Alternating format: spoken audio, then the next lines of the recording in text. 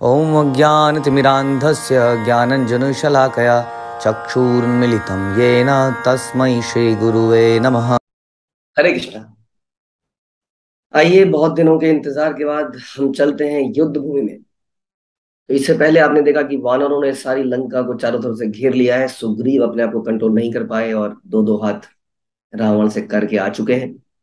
अब सारी वानर सेना भगवान राम के एक संदेश का इंतजार कर रही है कि वो बोले और वो सारे राक्षसों को नाश कर दें। लेकिन भगवान राम हर वो तो एक रास्ता अपनाना चाहते हैं जिससे कि शांति रहे। तो भगवान राम अंगद के द्वारा रावण को संदेश भेजाने के लिए अंगद को बोलते हैं और वायु में उछलते हुए अंगद शीघ्र ही उत्तरी द्वार के शीर्ष पर मंत्रियों से घिरे रावण के सम्मुख पहुंच जाते हैं। इतना उनके अंदर विश्वास होगा अपने स्वामी के ऊपर, क्योंकि रावण ऐसा व्यक्ति नहीं है जो नीति वाला व्यक्ति हो, और ऐसा नहीं है कि वो दूध को दूध समझेगा और उसको छोड़ देगा। बहुत ही खतरे वाला काम था। जिसका भगवान पे पूरा सरेंडर हो, विश्वास हो, वही ऐसा काम कर सकता है। तो रावण से कुछ दूर खड़े होकर अंगद ने घोषणा करी, मेरा नाम अंगद है, मैं राजा सुग्रीव का भतीजा हूँ और किष्किंधा के सिंहासन का उत्तराधिकारी हूँ। मैं राम का दूत बनकर यह संदेश देने आया हूँ। क्या संदेश है? हे राक्षसों के राजा, अब तुम्हारे सारे पाप कर्म समाप्त हो गए। ऋषियों को प्रताड़ित करने के प्रतिकार स्वरूप में मैं तुम्हारा वध करने जा रहा हूँ, ऐसा राम जी ने बोला। यदि तुम तुरंत स्वयं को मेरे अधीन नहीं करोगे तो मैं सारे विश्व को राक्षस विहीन कर दूंगा। तुम आत्मसमर्पण करो, अन्यथा मेरे समक्ष आ जाओ ताकि मैं अपने घातक बाणों से तुम्हारा संहार कर दूं।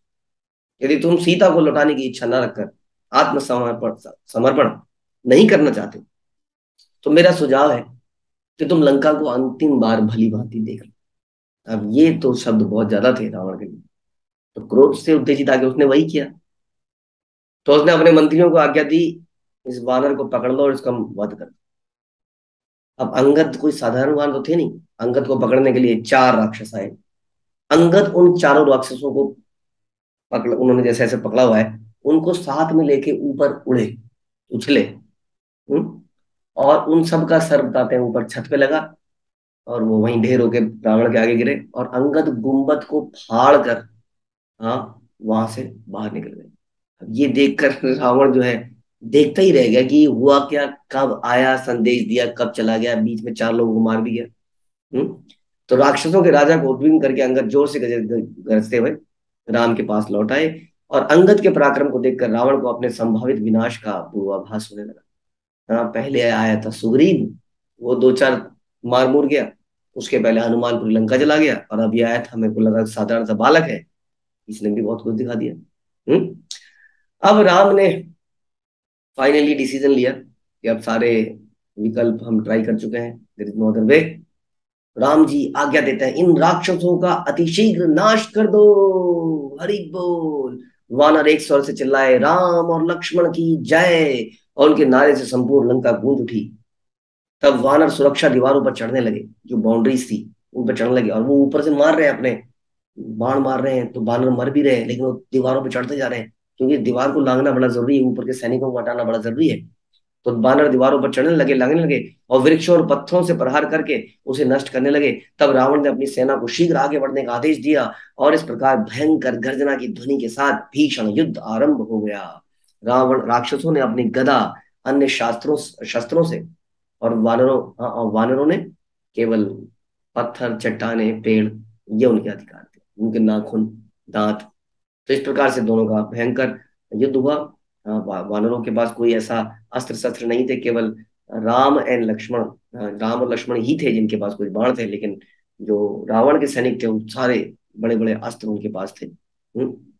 तो लेकिन बताते हैं कि रावण के सैनिकों को सीता मैया का शाप लगा था, क्योंकि वो बुराई का साथ दे रहे थे, बुरे काम कर रहे थे, इसलिए वो केवल पत्थरों से, तोड़े हुए पेड़ों के तनों से दब के मरने लगे। लेकिन युद्ध बड़ा भयंकर होने लगा। चारों तरफ थोड़ी देर में लाशें ही लाशें बिछ गई। कटे हुए धड़ वाले, सर वाले धड़ बड़े दिखने लगे राक्षसों के भी और वानरों के भी। कई सारे वानरों ने भगवान राम के लिए अपना जीवन अर्पित किया। इंद्रजीत ने अपनी गदा से अंगद पर वार किया, किंतु युवराज अंगद ने चतुराई से गदा राक्षस के हाथों से छीन ली। और उसे रथ पर पटक कर नष्ट कर दिया। और जम्बूमाली ने हनुमान पर भाले से वार किया, किंतु पवन पुत्र राक्षस के रथ पर कूद गए। जम्बूमली के रथ पर कूद गए और एक वेग पूर्वक प्रहार से उसका वध कर दिया।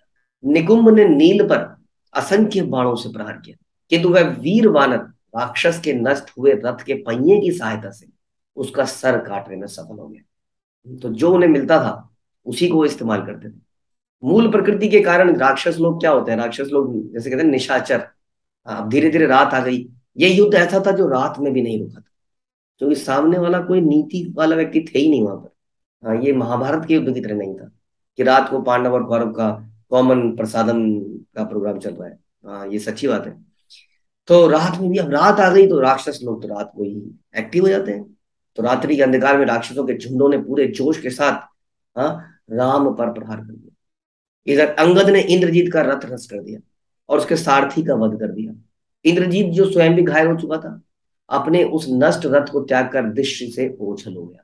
और लोग बड़ा सारे देवता अंगद का प्रशंसा करने लगे, क्योंकि इंद्रजीत को हराना is not an easy task. But ये एक ऐसा व्यक्ति था जो हार नहीं मानता था। ये अदृश्य जरूर हुआ था लेकिन अभी भागा नहीं था। इंद्रजीत अदृश्य होकर आकाश से ऐसे बाणों की वर्षा करने लगा जो सर्प का रूप धारण कर लेते। ब्रह्मा के वरदान के कारण उस सर्प वाले बाणों ने तुरंत ही राम और लक्ष्मण को दृढ़ता से बांध दिया। जैसा कि आप पिक्चर में देख रहे हैं, बहुत सारे सांप है, तो सांपों का बाण, नाग, बाश, ऐसे बाण उसने छोड़े जिसने राम और लक्ष्मण को दृढ़ता से बांध लिया। अदृश्य अब क्या किया इसने, अदृश्य इंद्रजीत ने उन वानरों को असंख्य बाणों से भेद दिया। राम लक्ष्मण तो अब पढ़ने गए। उसी समय राम और लक्ष्मण पर भी इतने बाण छोड़े कि उनके पूरे शरीर पर लगे घावों से तेज रक्त बहने लगा। पूरा शरीर रक्त संचित हो गया। इंद्रजीत राम और लक्ष्मण पर लगातार प्रहार करता रहा। वो बंधे गए, वो बाण मारे जा रहा है, मारे जा रहा है, जिससे उनका शरीर इतना घायल हो गया कि एक उंगली का जगह भी नहीं मिली जहां घाव ना हो। अंततः राम तथा लक्ष्मण का जो है धनुष जो है हाथ से छूट गया और दोनों भूमि पर गिर गए। लक्ष्मण भी अजय तो अचेत हो गए और उन्होंने जीवित रह पाने की सारी आशा छोड़ दी। इस भयानक दृश्य को देखकर, अभी आज समझ लीजिए, अभी शुरू हुई है लड़ाई। हाँ, शुरू ही हुई है। इस भयानक दृश्य को देखकर वानरों की आंखों में आंसू आ गए। वो बड़े दुखी हो गए। जब वानरों के प्रमुख योद्धा राम और लक्ष्मण को घेरे खड़े हुए, तब इंद्रजीत ने घोषणा करते हुए अपने अनुचरों से कहा, ये दोनों शक्तिशाली भाई ब्रह्मा की शक्ति से युक्त मेरे सर्प वाले मायावी बाणों के शिकार हो गए हैं। अब इंद्र और देवता भी राम और लक्ष्मण को बचा नहीं सकते। उत्साहित राक्षस चिल्ला गए, हाँ, राम की मृत्यु हो गई, इंद्रजीत ने अकेले ही उसका वध कर दिया। इंद्रजीत रावण के महल की ओर चल पड़ा विजय की घोषणा करने। तब सुग्रीव और विभीषण वहां पर आए जहां पर राम जी थे, और राम और लक्ष्मण अचेत अवस्था में पड़े थे। वे पूर्ण रूप से रक्त रंजित थे और उन्हें श्वास लेने में भी कठिनाई हो रही थी। उन सर्प वाले बाणों से पूरी तरह बंधे हुए दोनों भाइयों को देखकर सुग्रीव को घोर पीड़ा हुई और विभीषण उनका विशेष ध्यान रखने में लग गए। सुग्रीव के आंसू पोंछते हुए विभीषण ने कहा, हे राजन, मुझे ज्ञात है कि राम और लक्ष्मण पुनः चेतना प्राप्त करेंगे। धैर्य रखो, उनकी मृत्यु नहीं होगी। कृपया राम का ध्यान रखना। मैं सेना को एकत्रित करके वानरों को फिर से आश्वस्त करके आता हूँ। जो मुख्य वानर राम और लक्ष्मण की सुरक्षा को के लिए खड़े थे, क्योंकि अभी भी वो जीवित थे और कोई राक्षस ऐसे में कुछ कर ना दे, तो सभी मुख्य वानर वहां पे खड़े हो गए। और तभी इंद्रजीत गर्व से फूला हुआ अपनी तथाकथित विजय का समाचार देने रावण के पास गया। तब रावण ने यह सुना कि उसने राम और लक्ष्मण का वध कर दिया तो बड़ा हर्षित हो गया। उसने प्रेमपूर्वक अपने पुत्र का आलिंगन करते हुए पूछा, मेरे प्रिय पुत्र, तुमने यह अत्यंत दुष्कर तथा वीरतापूर्वक कार्य कैसे किया? जरा इसका वर्णन तो करो। इंद्रजीत ने उत्तर दिया, आकाश में अदृश्य होते हुए मैंने सर्वप्रथम राम और लक्ष्मण को अपने सर्प पाश बाणों से बांध दिया और उसके बाद उनके ऊपर अनगिनत बाणों की वर्षा कर दी और उन्हें छलनी कर दिया। अब वो धरती पर मृत लेटा हुआ है और वानर योद्धा निराशा के कारण युद्ध क्षेत्र से पलायन कर रहे हैं। राम और लक्ष्मण को मृत जानकर रावण भय और चिंता से मुक्त हो गया। इंद्रजीत को विदा करने के पश्चात उसने सीता की रक्षा करने वाली राक्षसनी को बुलाया। यही सही समय है, सीता को खबर देनी चाहिए, तो सीता मेरे पास आ जाएगी। इस बात का विश्वास किए हुए कि सीता आप स्वयं को उसके अधीन कर देगी, रावण ने उनको प्रसन्नतापूर्वक बताया, जो उसकी आसपास पहरेदारनियां थी, कि राम और लक्ष्मण को मेरे अतुलनीय बलशाली पुत्र इंद्रजीत ने मार दिया है, वध कर दिया है। मैं चाहता हूं कि अभी जाकर सीता को यह सूचना दो, उसे पुष्पक विमान पर बैठाओ, उसे अपनी आंखों से दिखाओ कि उसका पति मर गया है। राक्षसनियों को भेजने के पश्चात रावण ने नागरिकों की प्रसन्नता के लिए समूचे नगर में इंद्रजीत की विजय के समाचार को घोषित करवाने की आज्ञा दी। जैसे ही राक्षसनियों ने सीता को राम की मृत्यु के बारे में सूचना दी, सीता अचेत होकर गिर गई। शोक और दुख से संतप्त वे अनियंत्रित रूप से विलाप कर रही। राक्षसनियों ने उनको पुष्पक विमान पर बिठाया और उनके साथ प्रमुख राक्षसनी त्रिजटा भी थी। कुछ क्षण में वे ऊंचे आकाश में पहुंच गए और युद्ध भूमि के ऊपर से जाते हुए सीता ने अनेक मृत वानरों और राक्षसों को देखा। अकस्मात ही उनका ध्यान धराशायी राम और लक्ष्मण पर गया, जिन्हें शोक संतप्त वानर चारों ओर से घेर कर खड़े थे। सीता ने आनंद मनाने वाले राक्षसों का उद्घोष भी सुना। उन्होंने अपनी दृष्टि बाणों से बंधे हुए राम के शरीर पर डाली और जब पास में पड़े हुए उनके धनुष को देखा तो उनका शोक असहनीय हो गया और वो उच्च स्वर में विलाप करने लगी। लेकिन तभी त्रिजटा ने सीता के पास आकर बोला, हे राजकुमारी, धैर्य रखो, राम लक्ष्मण की मृत्यु नहीं हुई है, क्योंकि यह पुष्पक विमान किसी विधवा को कभी नहीं उठाता। ये उड़ता नहीं, यदि तुम विधवा होती तो। इसका मतलब वो अभी भी जीवित है। देखो वानर कितना असमंजस में है, उनको सर्व करने का प्रयास कर रहे हैं राम और लक्ष्मण को, उनकी सुरक्षा कर रहे हैं, इसका मतलब वो अभी भी जीवित है। मुझे यहीं से राम और लक्ष्मण के मुख में कांति दिखाई दे रही है। सीता, तुम अनावश्यक शोक मत करो, निश्चित है कि तुम्हारे पति अभी भी जीवित है। त्रिजटा के वचनों को सुनकर सीता का दुख कुछ कम हुआ और उन्हें राक्षसों के साथ अशोक वाटिका में ले जाया गया। तथापि सीता का हृदय दुखी था कि उन्होंने राम और लक्ष्मण को बहुत ही बुरी हालत में देखा। तो वो शोक करने लगी, निराश हो गई। गहन शोक में निमग्न वानरों के मध्य राम की चेतना लौटी। थोड़ी देर राम की चेतना लौटी, थोड़ी देर में अपने निकट ही रक्त रंजित एवं मृत प्राय लक्ष्मण को देखकर राम गहन वेदना के कारण बोले, यदि मैं सीता को प्राप्त करने में सफल भी हो जाऊं तब भी लक्ष्मण की मृत्यु हो जाने पर यह पूरा प्रयास निरर्थक होगा। सीता समान संगनी पुनः प्राप्त करना पॉसिबल है, संभव है, लेकिन लक्ष्मण के समान मित्र की पुनः प्राप्ति असंभव है। यदि लक्ष्मण की मृत्यु हो जाती है तो मुझे भी प्राण त्याग देने चाहिए, क्योंकि मैं उसके बिना अयोध्या लौटने का विचार भी नहीं कर सकता। मैं उसकी माता के समक्ष कैसे जा सकूंगा यदि मेरी उपस्थिति में वह युद्ध भूमि में प्राण त्याग देता है। तब राम ने सुग्रीव से कहा, मेरे और लक्ष्मण के संरक्षण के बिना वानर सेना सुभेद्य है। अगर हम दोनों नहीं है तो तुम लोग तो मर गए, समझ लो। हाँ, तुम लोगों को वापस चले जाना चाहिए। हे कुलीन वानरराज, मेरी सेवा के लिए तुम और तुम्हारी सेना की अप्रतिम मित्रता और शौर्य के लिए मैं असीमित रूप से कृतज्ञ हूँ। I am very thankful. लेकिन अब तुम्हें चले जाना चाहिए, क्योंकि यहाँ रहोगे तो सब मारे जाओगे। राम के इन वचनों को सुनकर सारे वानर अश्रुपात करने लगे। वो बिल्कुल जाना नहीं चाहते थे, वो मर मिटना जानते चाहते थे। अपने श्वशुर सुतीक्षण के निकट जाकर सुग्रीव ने कहा, राम और लक्ष्मण के किष्किंधा जाने का प्रबंध कीजिए ताकि वे सुरक्षित रूप से वहां स्वस्थ हो सके। सारे वानरों को उनकी सुरक्षा के लिए ले जाइए, मैं यहाँ अकेला रहूंगा और रावण को मारकर सीता को अकेला लेके आऊंगा। देखिए, जब उनका नेता ऐसा बोल रहा है, कौन जाएगा वहां से, किसका वो उत्साह कम होगा। इसलिए कहते हैं कि जीवन में अगर किसी को कुछ सिखाना है तो खुद मानना पड़ेगा पहले हमें। जैसे हम किसी को भगवान की भक्ति सिखाते हैं, साधना सिखाते हैं, यदि हमारा ही उस पर विश्वास नहीं है, हमारा ही नियमों पर विश्वास नहीं है, तो हम दूसरों को नियमों पर विश्वास नहीं दिला सकते। यदि हम ही कुछ पालन नहीं करते तो नहीं, यदि हमारे अंदर फेथ की कमी है तो दूसरे के अंदर फेथ नहीं डाल सकते। विभीषण तो सॉरी सुग्रीव फेथ विश्वास से रोम रोम भरे हुए थे, और भक्ति जो उनके अंदर थी, कृतज्ञता जो उनकी थी, वो मर मिटना चाहते थे, और ऐसे ही सारे वानर। तो तभी क्या होता है, वायु ने उग्र रूप धारण कर लिया। यहाँ पर बीच में क्या हुआ, जो इनके सुषेण थे, जो इनके डॉक्टर थे, वो बता रहे थे कि इस प्रकार से यदि आप संजीवनी बूटी ले आएंगे, संजीवन करणी, तो इनका हो सकता है कुछ। और तभी वहां पे क्या होता है, तभी वहां पर, इससे पहले कि कुछ हो, इसमें बोला जा रहा था कि हनुमान जी को इसके लिए चुना जाए, लेकिन तभी वायु ने उग्र रूप धारण कर लिया। तेज तेज हवाएं चलने लगी, घने बादल छा गए, बिजली चमकने लगी, बड़ी सागर में बड़ी बड़ी लहरें उठने लगी, पर्वत कांप गए, विशाल वृक्ष गिरने लगे। हाँ, सबने देखा ही क्या हो रहा है, तो देखा, दूर से देखा एक बहुत ही विशाल पक्षी उड़ता आ रहा है, और उसके उड़ने के कारण से ऐसा हो रहा है। और वो कौन थे, तो गरुड़देव की जय। वह पक्षी भगवान विष्णु का वाहन गरुड़ था। उसे देखते ही राम और लक्ष्मण को बांधने वाले सीले बाण, जो सांप वाले बाण, एकदम से वो हट गए। सारे सांप जो है भागने लगे, जैसा आप चित्र में देख रहे हैं, गरुड़ को देखते ही राम और लक्ष्मण अपने उससे मुक्त हो गए। बाण बंधन से मुक्त हो गए। गरुड़ ने राम और लक्ष्मण के मुख को अपने हाथों से पहुंचा। उनके स्पर्श मात्र से राम और लक्ष्मण का तन देदीप्यमान हो गया और उन्हें दुगनी शक्ति का संचार हो गया। और गरुड़ ने राम को उठाकर उनका प्रेम पूर्वक आलिंगन किया। अत्यंत हर्षित होते हुए राम ने कहा, हम दोनों सदैव आपके ऋणी रहेंगे। यदि हमें योग्य जाने तो कृपया अपना परिचय दें। देखिए स्वामी पूछ रहे हैं सेवक से कि अपना परिचय दीजिए। और स्वामी कैसा दिखा रहे हैं कि वो बेचारे एक साधारण से मनुष्य हैं और सेवक उन्हें छू रहा है, उनके घाव दूर हो जा रहे हैं। ये भगवान की अद्भुत लीला है। तब उस विशालकाय पक्षी ने उत्तर दिया, मैं आपका नित्य सेवक गरुड़ हूँ और विनता का पुत्र हूँ।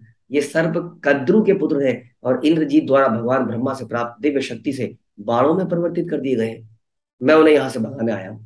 सर्प मेरा प्राकृतिक भोजन है, अतः मुझे देखकर वो सदैव भयभीत रहते हैं, भाग जाते हैं। मेरे प्रभु, आपको राक्षसों के साथ युद्ध करते समय सचेत रहना चाहिए। ये कपटी हैं, जबकि जबकि आपके समान वीर योद्धा सदैव सरल प्रकृति वाले होते हैं। हे प्रभु, अब मैं चलता हूँ। गरुड़ ने राम की परिक्रमा करी और एक बार पुनः उनका आलिंगन किया, फिर आकाश में उड़ गए, अपनी सेवा कर गए।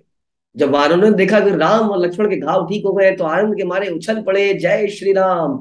अति हर्ष में वे नगाड़े बजाकर अपनी पूंछ हिलाकर सिंह के समान गरज कर कोलाहल मचाने लगे। और इनके कोलाहल इतना जबरदस्त था, क्योंकि आप जानते हैं, आप सुनेंगे इसकी कहीं पर रेफरेंस कि कितने नंबर थे। वो नंबर इतने थे कि करोड़ अरब शंख और जितना भी कैलकुलेशन होती है उस कैलकुलेशन से ज्यादा थे बानर। इतने बानर थे वहां पे। तो जब उन्होंने ऐसी गरज करी, और दोबारा से वृक्ष उखाड़ कर पत्थर उठा लिए, युद्ध करने की तैयारी हो गए। हाँ, तो ये रावण के कानों में आवाज चली गई। हाँ, तो उसे समझ में आ गया, अगर ये लोग इतने हर्षित हैं तो इसका मतलब ये लोग अभी राम और लक्ष्मण मरे नहीं। उसने अपने राक्षसों को आदेश दिया कि वानरों की आत्मलाघा के कारण का पता करें, क्यों इतना चिल्ला रहे हैं। सुरक्षा दीवारों पर चढ़कर राक्षसों ने देखा कि राम और लक्ष्मण कुशल हैं। अत्यंत भयभीत होकर उन्होंने समाचार रावण को दिया। रावण का संदेश सही निकला और पुनः व्याकुल हो उठा। उसका मुख निस्तेज हो गया, क्रोधोन्मुत मत हो गए। रावण ने महान राक्षस योद्धा धूम्राक्ष को तुरंत जाकर राम पर आक्रमण करने के लिए भेजा। अब एक एक करके बड़े महान महान योद्धा आएंगे, ये साधारण लोग नहीं है। साधारण तो पहले भी अशोक वाटिका में कई सारे मारे मारे जा चुके, वो भी साधारण नहीं थे। उसके पहले भगवान राम खरदूषण को भी मार चुके हैं। अब भी ये जो आ रहे हैं बड़े स्पेशल राक्षस हैं। शीघ्र ही उसने अपनी जो है सेना को इकट्ठा किया, गधों के द्वारा खींचे जाने वाले रथ पर चढ़ गया और दृढ़तापूर्वक अट्ठाहस करते हुए अपने गर्व का प्रदर्शन करते हुए पश्चिमी द्वार की ओर बढ़ा, जहां हनुमान थे। जब ध्रुमाक्ष लंका के मार्गों से जाने लगा तो एक विशाल गिद्ध उसके रथ के पीछे बैठ गया और एक मांसाहारी पक्षी उसकी पताका दंड पर बैठ गए। अकस्मात किसी ने उसके मार्ग में एक सर के बिना शिशविहीन धड़ फेंक दिया और मेघ से रक्त की वर्षा होने लगी। मतलब सारे अपशगुन उसके सामने आ गए। वो थोड़ा सा घबराया, लेकिन फिर भी उसने हिम्मत करी, लड़ूंगा। हाँ, अब वो आगे बढ़ पड़े। भीषण युद्ध हुआ और अनेक राक्षस और वानर मारे गए। धूमाक्ष बहुत ही बड़ा राक्षस था। वानरों ने विशाल पत्थरों तथा वृक्षों से कई राक्षसों का नाश किया और अपने नुकीले दांतों से उन्हें चीर दिया। हाँ, अंततः वानरों के विशिष्ट पराक्रम को देखकर राक्षसों की सेना भयभीत होकर पलायन कर गई। यह देखकर ध्रुमाक्ष बड़ा क्रोधित हो गया। जो उसकी सेना थी वो तो भाग ली। हाँ, ध्रुमाक्ष बड़ा क्रोधित हो गया। उसने वानर योद्धाओं पर इस प्रकार प्रहार किया जिससे कि वह भय के कारण पलायन करने लगे। हनुमान जी को रोष आ गया। बानर भागने लगे। उन्होंने एक विशाल पत्थर उठाकर ध्रुमाक्ष के रथ के ऊपर वेग से फेंका, जिससे रथ टुकड़े टुकड़े हो गया। उस राक्षस योद्धा ने ऊपर छलांग लगाकर अपने आप को बचा लिया और इधर हनुमान ने अपना उग्र व्यवहार जारी रखा। पर्वत की चोटी उठाए हुए हनुमान ध्रुमाक्ष की ओर आगे बढ़े। राक्षस भी हनुमान से संघर्ष करने के लिए आगे बढ़ा और चतुराई से उनके ललाट पर अपनी गदा से वार कर दिया। किंतु हनुमान उस चोट से बिल्कुल भी विचलित नहीं हुए, प्रभावित नहीं हुए और उस पर्वत को उठा के रखे और आगे बढ़ते गए और धुमास के सर पे जाके दे मारा और वो राक्षस वहीं पर अंग भंग टुकड़े टुकड़े हो गया और मृत्यु को प्राप्त हुआ। अब ये एक एक करके खबर कहाँ जाएगी? रावण के पास, और रावण एक एक करके नए नए योद्धा भेजेगा। तो हम हर योद्धा के मरने का स्टोरी तो आपको नहीं सुनाएंगे, बहुत लंबा हो जाएगा, लेकिन एक एक कुछ कुछ सुनाते रहेंगे। तो बीच में फिर वज्रदम्भ आए। वज्रदम्भ को अंगद ने मार डाला। उसके बाद में कंपन आए और कंपन को हनुमान जी ने मार डाला। तो मध्याह्न के पूर्व ही रावण को अकंपन की मृत्यु का समाचार मिला और अपने एक और अजय समझे जाने वाले सेनापति को वानरों के द्वारा वध किए जाने का समाचार उसने जब सुना तो बहुत उत्तेजित हो गया। हाँ, उसने कहा कि तुरंत किले मतलब एक बार रिव्यू करा जाए, रिव्यू मीटिंग करी जाए। रावण के मुख्य सेनापति ने कहा, हे प्रहस्त, केवल तुम मैं रावण कहता है अपने कुछ लोगों को कि हे प्रहस्त, तुम कर सकते हो ये काम, या मैं कर सकता हूँ, या कुंभकर्ण, इंद्रजीत, निकुंभ, यही लोग क्षमता रख सकते हैं, ये लोग बड़े शक्तिशाली हैं। तो एक काम करो प्रहस्त, अब तुम जाओ। यानी कि वो कुछ वेरी वेरी वेरी इंपॉर्टेंट लोगों में से था। वो कहता है कि प्रहस्त, तुम, मैं, कुंभकर्ण, इंद्रजीत, निकुंभ ही वानरों की सेना को पराजित कर, तुम जाओ। तो अब ये निकल पड़ा अपनी सेना इसने इकट्ठी करी, निकल पड़ा। और इसके साथ भी वही हुआ, बीच में बहुत सारे अपशकुन आए, लेकिन ये लोग डरने वाले नहीं थे अपशकुनों से। हाँ, तो उसके बाद नील और प्रहस्त एक दूसरे के समक्ष आ गए, तो नील से युद्ध हो रहा है। प्रहस्त के बाण नील के शरीर से होकर पृथ्वी में प्रविष्ट हो गए, यानी कि फाड़ के निकल गए। लेकिन ये बानर भी साधारण नहीं थे। ये चोट को भी सहते सहते आगे बढ़ते रहे, क्योंकि इनपे कुछ अस्त्र तो थे नहीं ये दूर से मार सके। तो वो जो अस्त्र इन पे पड़ते थे उसको इनको सहना पड़ता था। और सहते सहते पास में जाके जितना दूर पत्थर ज्यादा वेग करेगा, या कोई चट्टान या पेड़, हाँ, तो आगे जाना पड़ता था। तो निर्भीक प्रहस्त बाणों की वर्षा करता रहा। नील उन्हें आंखें बंद करके ऐसे सहन करता रहा जैसे कोई बैल शरद ऋतु की वर्षा को सहन कर रहा हो। एक दूसरा वृक्ष उखाड़कर नील ने प्रहस्त के घोड़ों का वध कर दिया और उच्च स्वर में गर्जना करते हुए उसके धनुष को नष्ट कर दिया। गदा उठाकर प्रहस्त अपने उस टूटे हुए रथ से कूद गया। गदा उसके हाथ में है। दोनों योद्धाओं के मध्य भीषण युद्ध प्रारंभ हो गया। तब प्रहस्त के निकट आते ही नील ने उस विशाल पत्थर को उसके ऊपर वेग से फेंक दिया, जिससे उसका सर फट गया और वह गिरकर मृत्यु को प्राप्त, प्रहस्त भी मर गया। तो बहुत सारी चट्टानें वहां रहती थी, क्योंकि चट्टानें फेंकी जा रही थी। तो कहीं से भी मौका लगते आपको कोई चट्टान उठानी है या किसी और का अस्त्र उठा के लड़ना है, कुछ ना कुछ ऐसा ही करना है, तो मौका मिलते ही नील ने एक विशाल पत्थर उठाया और उसके सर पे मार दिया। यह देखकर राक्षसों की सेना भय से भाग ली। इधर राम और लक्ष्मण ने नील को बधाई दी। जब रावण ने अपने मुख्य सेनापति की मृत्यु के विषय में सुना, तब उसे अपार दुख हुआ। मंत्रियों को संबोधित करते हुए राक्षस राज ने कहा, अब तो कुछ नहीं हो पाएगा, मुझे लगता है अब मैं शत्रुओं की शक्ति को और अवहेलना नहीं कर सकता, मैं युद्ध भूमि में जाऊंगा। रावण अपने भव्य रथ पर चढ़ा और अपनी राक्षस सेना सहित लड़ने के लिए नगर के बाहर आ गया। तो इस प्रकार से रावण अब लड़ने आ गया। सुग्रीव ने पर्वत की चोटी से रावण पर प्रहार करके युद्ध आरंभ किया। हाँ, किंतु राक्षस राज ने सहजता से अपने बाणों से पर्वत की चोटियों को तोड़ा। रावण था और एक दूसरे बाण से सुग्रीव की छाती भेद दी और सुग्रीव वहीं पर गिर गए। हाँ, और सारे राक्षस देखे सुग्रीव तो वानरों के हेड है, गिर पड़े। 6 और वानर पर्वत की चोटी उठा उठा कर लाए और सबने रावण के ऊपर दे मारी। लेकिन राक्षस राज ने अपने बाणों से सारी चोटियों को नष्ट कर दिया। वानर प्रमुखों को घायल करने के पश्चात रावण अपने बाणों की वर्षा से शत्रु के पक्ष के अनेक सैनिकों का वध करने लगा। ऐसा लगता था सारी सेना को पी जाएगा। घोर संकट में पड़े वानर भगवान राम की शरण में भागे। राम रावण की ओर बढ़े, किंतु लक्ष्मण ने उनसे पहले राक्षस राज के साथ युद्ध करने की अनुमति मांगी। राम ने सहमति व्यक्त करी। तब उनकी सुरक्षा के लिए हनुमान ने पत्थर फेंककर राक्षस राज के बाणों को रोका, ताकि थोड़ी देर लक्ष्मण जी वहां पहुंच के सेट हो जाए, युद्ध स्टार्ट हो सके। स्वयं को रोक पाने में असमर्थ हनुमान जी अकस्मात रावण की ओर बढ़ ही गए। तो रोक रहे थे हनुमान जी, लक्ष्मण के लिए जगह बना रहे थे, लेकिन जगह बनाते बनाते उन्होंने कहा कर ही देता हूँ इसका काम। हनुमान ने ललकारा, भगवान ब्रह्मा द्वारा प्राप्त वरदान वानरों के हाथों होने वाली तुम्हारी मृत्यु को रोक नहीं सकता। मैं अपनी शक्तिशाली मुष्टि की एक ही चोट से तुम्हारा वध कर दूं। रावण ने भी ललकारा, मैं तुम्हें आमंत्रित करता हूँ, आओ आओ आओ, तुम्हारा ही वेट कर रहा हूँ। तो निर्भीक होकर मुझ पर एक बार प्रहार करो, फिर देखता हूँ, तुम्हारा अभी वध करता हूँ। रावण ने अकस्मात आगे आकर हनुमान की छाती पर प्रहार कर डाला, जिससे हनुमान असंतुलित हो गए, लड़खड़ाते हुए पीछे की ओर हट गए। संभलने पर क्रोधित हनुमान ने प्रतिकार करने के लिए अपनी हथेली से रावण पर बलपूर्वक प्रहार किया, जिससे रावण को चक्कर आ गया। और देवता और ऋषि द्वंद देखकर हनुमान की सराहना करने लगे। क्रोधित रावण ने अपनी मुष्टि से हनुमान की छाती पर प्रहार किया, जिससे अब हनुमान जी को चक्कर आ गया। हनुमान जी एक और छोड़कर हनुमान जी को एक और इसी बीच थोड़ा सा हनुमान जी वो हुए डिसबैलेंस। तो रावण तेज तो व्यक्ति था, उसने कहा यहाँ पर थोड़ा दिक्कत है, दूसरी जगह पे जाके नुकसान पहुंचाता हूँ। तो नील के ऊपर बाणों की वर्षा करने लगे, और संकट में होने पर भी नील ने पर्वत की चोटी लेकर प्रचंड प्रचंड वेग से रावण की ओर फेंकी। जब रावण उस पर्वत के खंड को अपने बाणों से नष्ट करने के लिए आगे बढ़ा, तब तक हनुमान संभल कर खड़े हुए उधर। किंतु हनुमान जी ने अभी अटैक नहीं किया, क्योंकि वो उनकी आपस की लड़ाई चल रही। तो ऐसा थोड़ा थोड़ा बहुत नियम चल रहा, खास तौर पे भगवान राम की तरफ से। तो नील एक के बाद दूसरा वृक्ष उखाड़ कर रावण पर फेंकता रहा। और ये बड़े बड़े पेड़ होते थे, ऐसे ऐसे पेड़ नहीं जैसे हम देखते हैं। रावण अपने बाणों से उनके टुकड़े टुकड़े कर देते। अंततः रावण के बाणों से बचने के लिए नील ने अपना आकार संकुचित कर लिया।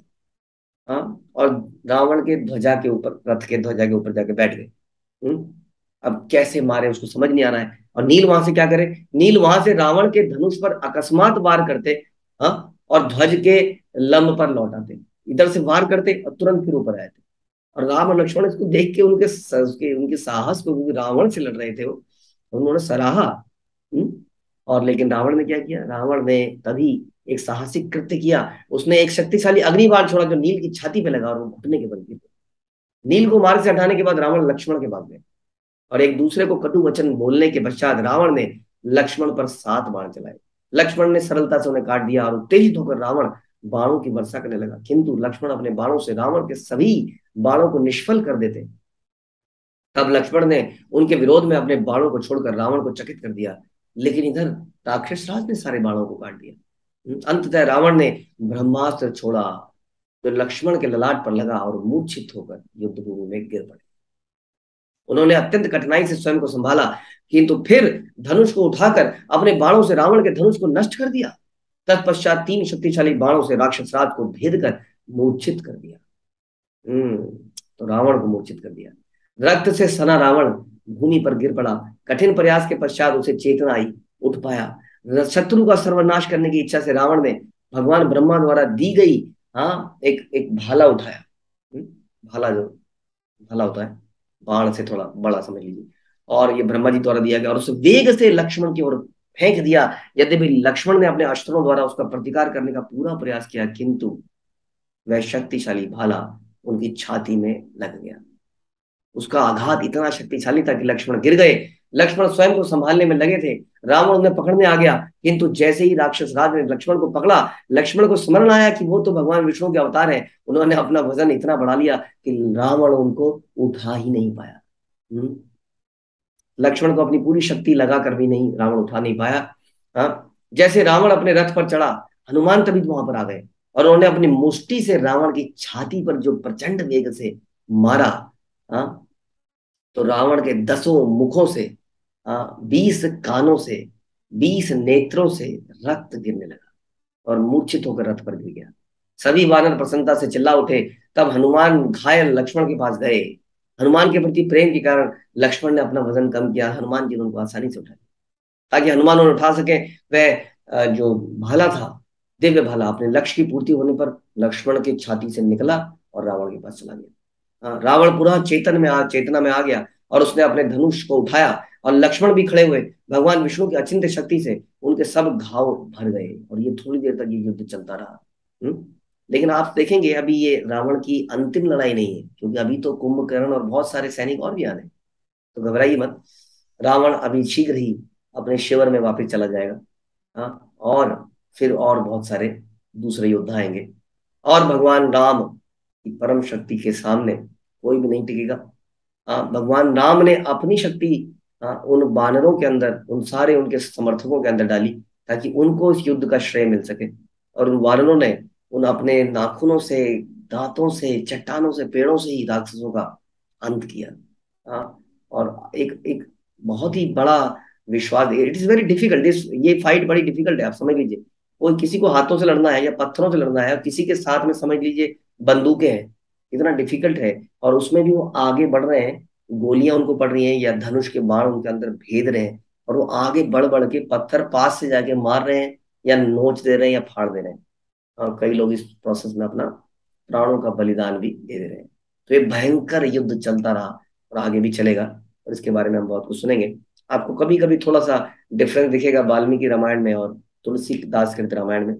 जहाँ पर लक्ष्मण कैसे मूर्छित होते हैं, संजीवनी लाई जाती है, वो थोड़ा थोड़ा डिफरेंट है एपिसोड इन दोनों में। कैसे रावण मरता है उसमें भी थोड़ा सा डिफरेंस है। तो श्रील प्रभुपाद हमेशा वाल्मीकि रामायण को रेफर करा करते थे, तो इसलिए हम लोग जो भी बता रहे हैं उसी के अनुसार बता रहे हैं। लेकिन जो भी है, आपको इस अद्भुत युद्ध के बारे में सुनकर कुछ जोश तो आया होगा कि चले हम भी चलें, एक एक बाण हम भी छोड़ें भगवान राम के लिए। हरे कृष्णा। यहीं समाप्त करते हैं। श्रील प्रभुपाद की जय।